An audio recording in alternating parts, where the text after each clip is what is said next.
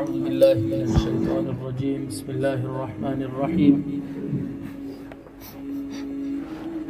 وإذ نجيناكم من آل فرعون يسومونكم سوء العذاب يذبحون أبناءكم ويستحيون نساءكم وفي ذلكم بلاء من ربكم عظيم صدق الله العظيم. محترم سامعين، دا د سورة البقره 9 نمبر آیت الہ العالمین فرمائی وَإِذْ او یاد کئی تاسی هغه وقت نجیناکم چی نجات درکا ممتاسو تا من آل فرعون دا آل دا فرعون نا یسومونکم رسول بدوی تاسی تا سوء العذاب بد عذاب یذبحون ابناءکم ذبح کول بدوی ماشومان ستاسی ویستحیون نساءکم او پری خستل بدوی لرگان ستاسی وفی ذالکم او پدیکار ستاسو کی بلاء امتحان ہو من ربکم لجانب درب ستاسنا عظیم لوی وَإِذْ او یاد کی تاسی حق وقت فرقنا چی جدا کا منگا بکم پتاسی البحر بحر فانجیناکم بس نجات در کا منگ تاسی تا واغرقنا او غرق کرل منگا آل فرعون آل دا فرعون وانتم او حال دا چی تاسی تنظرون قتل ہوئی تا. دائی لفظی ترجمہ وا مخ کی آیتونو کی باری تعالی بنی اسرائیل دا عذاب نوی رول او خپل د نعمتونو تذکریم ورته وکړه چې ما په تاسو باندې نعمتونه کړي دي. اوس د دغه آیت د 9 نمبر آیت نا تر 15 آیت پورې الہ العالمین د لسو نعمتونو تذکرہ کوي چې په بنی اسرائیل باندې الله نعمتونه کم کړي. بیا ورته دا خبره ورکړي چې تاسو د رسول الله مبارک په ذات باندې ایمان راوړئ. خبر ټول د آقا علیه السلام په ذات ایمان راوړل دي چې تاسو د الله حکم منئ د رسول الله مبارک پیروي او اطاعت او اتباع دي وکړئ. ذکا وانتم تنظرون ابو الليث سمرقندی رحمه الله فرمای وكان في قصه فرعون وغيره د فرعون یا د نورو قصونه وې دا فهميږي او معلوميږي وې په دغه قصو کې علامه نبوت محمد صلی الله علیه وسلم علامت رسول الله مبارک د نبوت دی وې لانه لا يعرف ذلك الا بالوحي ځکه چې دغه قصې پہچان نکېږي مگر په وحي سره. فلما اخبرهم بذلك من غير ان يقرأ كتابا وچ رسول الله مبارک بدویتا د مخ کی قصې خبر ورکولو د دوی د آبا او د اجداد هغه نعمتونو تذکره به دي تکوله دي ته پته و چې دا د نعمتونو شوي او دا د قصې راغلي دي. نو فرمایي چې کان ذلك دلیلا انه قاله بالوحي و دا دلیل دی خبرې دی چې رسول الله مبارک د خپل ځان نه خبرې نه کولې وما ينطق عن الهوى ان هو الا وحي يوحى مگر د وحي نه رسول الله مبارک خبرې دی تکول. خو لیکن دوی بیا هم حسد او عناد نیولی رسول الله مبارک په ذات باندې ایمان نه راوړل.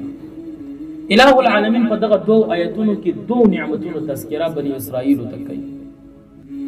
الہ العالمین اول تذکرہ دا کوي چې ګوره فرعون ظالم بادشاہ هغه ستاسو بچی ذبح کول ستاسو لورګانی به پرې خوستي سخت قسم عذابونه به تاسو ته درکول.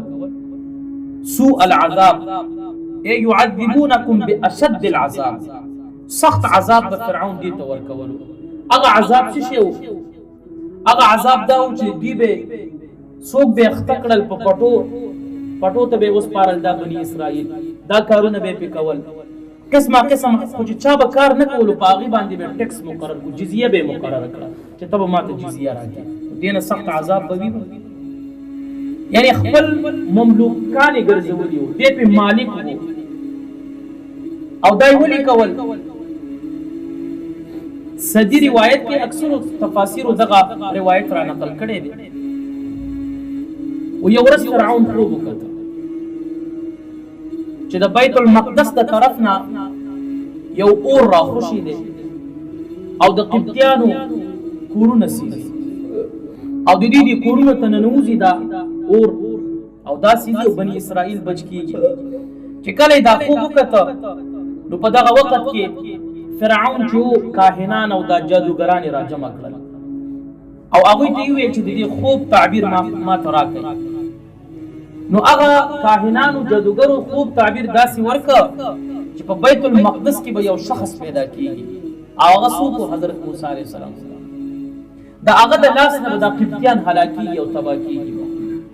په دغه وخت کې فرعون حکم وکړ چې په بنو اسرائیلو کې حتی چې سرکار د سیټ نه دا حکم وشو چې تاسو وګورئ چې کم ښځې حاملې دي که هغې ماشومانان وزېږول هغه قتل کوي، ولې چې دا بچې پکې نه وي.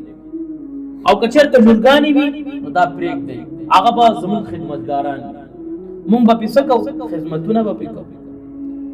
نو دوی دغه شانتې دا بدبختي شروع کړه، په مخ د ځمکه کې یو فساد یې شروع کړه، سرکشي شروع کړه چې اله العالمین د هغې قصه په یو سورة القصص کې هم کړې چې ان فرعون علا فی الارض وجعل اهلها شیعا یستضعف طائفة منهم یذبح ابناءهم ویستحیی نساءهم.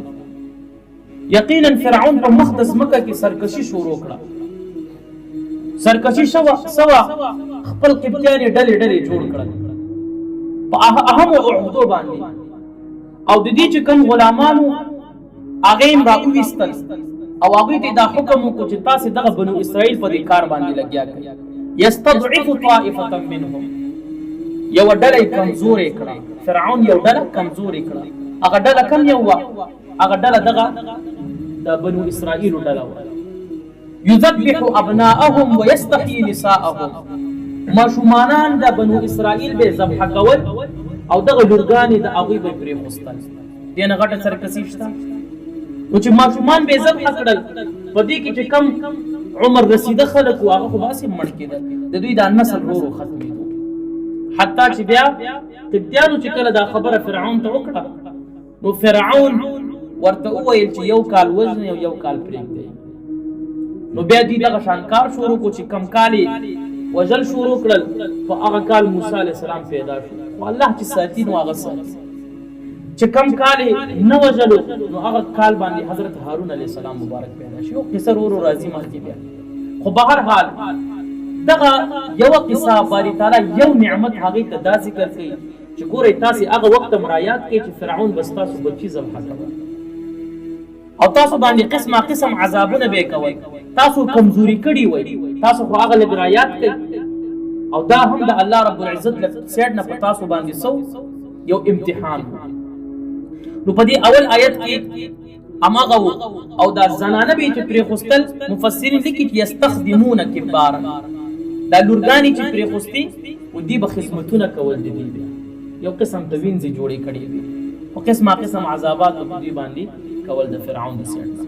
په دې بل آیت کې اله العالمین بل نعمت ورته یادوي وَإِذْ فَرَقْنَا بِكُمُ الْبَحْرَ، او یاد کوئ تاسې چې مونږ جدا کو په تاسو باندې بحر قلزم. واقعه به اورېدلې هم وي خو د دې آیت مناسبت سره عمرو بن میمون لکه څرنګه چې تفسیر کبیر کې امام فخر الدین رازی رحمه الله هم دې طرف ته اشاره کړې ده.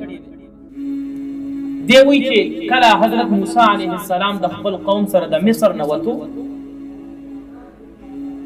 آیت کې قرآن عظیم الشان کې الہ العالمین فرمایي ولقد اوحینا الی موسی ان اسر بعبادی فاضرب لهم طریقا فی البحر یبسا لا تخاف درکا ولا تخشى. الہ العالمین دا قسم مخکې ذکر کوي بیا خپله، خو د دې آیت د مناسبت سره هغه مختصرا وایي چې کله موسی علیه السلام مبارک د خپل قوم سره د مصر نه وته وایي امر باری تعالی وکړو چې شپې وځئ، جبرائیل علیه السلام مبارک په واسطې سره تاسو د شپې دې ځای روان شئ. خو چې کله روان شه فرعون ته خبر ورسېده چې موسی علیه السلام مبارک د خپل قوم سره لګیا دی اوزي. نو په دغه وخت کې فرعون دا خبره وکړه چې کله سحر چرګ اذان وکړي نو بیا به هم مونږ زو په دې باندې به حمله کوو. 6 लाख قبطیان راجمع کړل. قتاده سے فرمایي چې نه 12 लाख قبطیان او 6 लाख بني اسرائیل د موسی علیه السلام مبارک سره. نو چې کله موسی علیه السلام مبارک روان وو د الله رب العزت دی قانون ته وګورئ په دغه سحر چرګ اذان وکړ یو چرګ اذان وکړ چې کله سحر شه دغه بدبخت فرعون یو چیرې ذبح کړ او وی ویل چې د دې کلیجی چې کله خراب مو چې 6 लाख قبطیان ما ته حاضر هغه جرار لشکر چې باغی باندې حمله کوي. نو چې کله دوی خبرېدل موسی علیه السلام مبارک د بحر غاړې ته رسېدلی. یوشع بن نون علیه السلام دې مبارک هم ورسره و. دی ور روان دی په دریاب چې دریاب باندې نو موسی علیه السلام ته فرمایي چې کم طرف ته الله حکم کړي. موسی علیه السلام مبارک اشاره وکړه چې مخې طرف ته.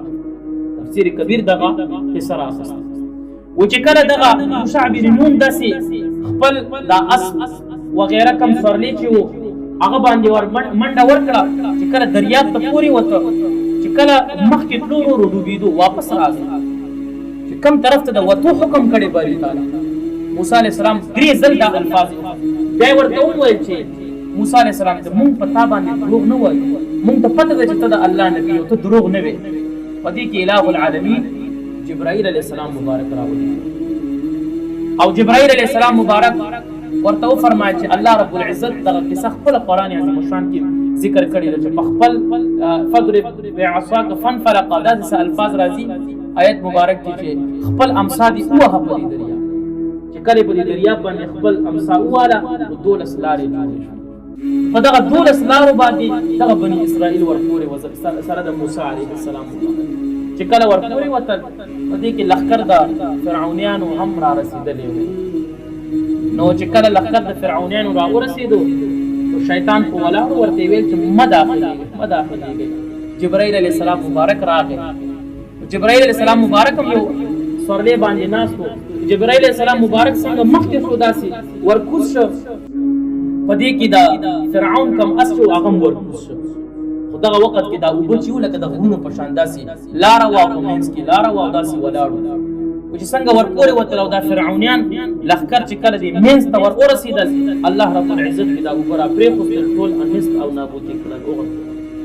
نو هغه وخت کې بني اسرائیل چې وو د سمندر هغه غاړې ولاړو موسی علیه السلام مبارک کوم ډله اله العالمین فرمایي دغه نعمت یاد کوي چې تاسو مونږ باندې یعنی مونږ تاسو هغه بحر 2 حصې کړ په منځ کې لاره درکړه تاسو ته او تاسو ته مونږ نجات درکړ او فرعونیان مونږ غرق کړل او حال دا چې تاسو ورته کتل دی ورته کتل چې دا ورو پورې وځي هغه نابود او تباه شول.